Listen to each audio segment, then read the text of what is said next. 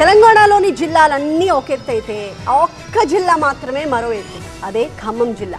రాష్ట్రం అంతా ఒక రాగం అందుకుంటే అక్కడ మాత్రం ఎప్పుడూ వింత రాగం వినిపిస్తూనే ఉంటుంది.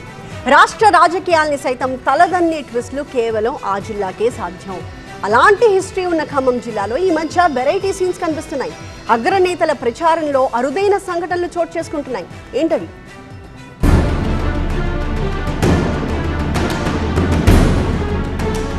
తెలంగాణ రాజకీయమంతా ఒక లెక్క, ఖమ్మం జిల్లా పాలిటిక్స్ మరో లెక్క.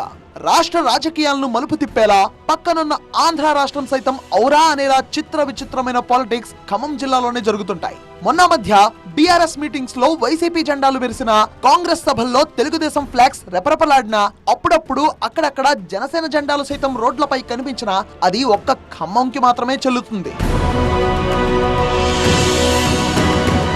గతంలో ఏమో కానీ ఈ మధ్య ఖమ్మంలో తరచూ రాష్ట్రాలకు పార్టీలకు అతీతంగా జెండాలు తెగ ఎగురుతున్నాయి. సార్వత్రిక ఎన్నికల దగ్గర నుంచి మొన్న సర్పంచ్ ఎన్నికలు, ఇప్పుడు మున్సిపల్ ఎలక్షన్స్ లోనూ ఈ వెరైటీ సీన్లు మరీ ఎక్కువైపోయాయి. నిన్నటికి నిన్న మంత్రి పొంగులేటి మీటింగ్ లో కాంగ్రెస్ జెండాల కంటే ఎక్కువ టీడీపీ, వైసీపీ, జనసేన జెండాలు మెరవడం ఒక్కసారిగా అందరినీ అవాక్కయ్యేలా చేసింది. సత్తుపల్లి మున్సిపాలిటీలో ఎన్నికల ప్రచారం కోసం పొంగులేటి వెళ్తే కాంగ్రెస్ నేతలతో పాటు టీడీపీ, జనసేన, వైసీపీ జెండాలతో అభిమానులు వెళ్లి స్వాగతం పలకడం ఇప్పుడు ఆసక్తికరంగా మారింది.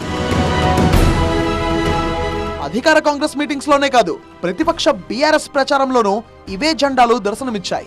మధిర మున్సిపల్ ఎన్నికల్లో భాగంగా మడుపల్లిలో మాజీ ఎంపీ నామా నాగేశ్వరరావు ప్రచారం నిర్వహిస్తుండగా టీడీపీ, వైసీపీ, జనసేన జెండాలు ఇక్కడ కూడా రెపరెపలాడటం అందరినీ ఆశ్చర్యానికి గురిచేసింది. ఇక మంత్రి తుమ్మల ఖమ్మంలో ఏ మీటింగ్ పెట్టినా టీడీపీ జెండాలు కనిపించడం సర్వసాధారణం. అంతేకాదు, సైకిల్ పార్టీ అభిమానులంతా తుమ్మల కోసం ర్యాలీలు, రోడ్ షోలు చేయడమూ కామనే. మొన్నటికి మొన్న కేటీఆర్ మీటింగ్ లోనూ వైసీపీ జెండాలు మెరవడం ఆసక్తికరంగా మారింది. మొత్తంగా పాత పరిచయాలను కొత్తగా గుర్తు చేసుకుంటూ తెలుగు రాష్ట్రాల్లోని అన్ని పార్టీల జెండాలు కనిపిస్తుండటంతో ఖమ్మం జిల్లా మరోసారి స్పెషల్ అట్రాక్షన్ గా మారింది.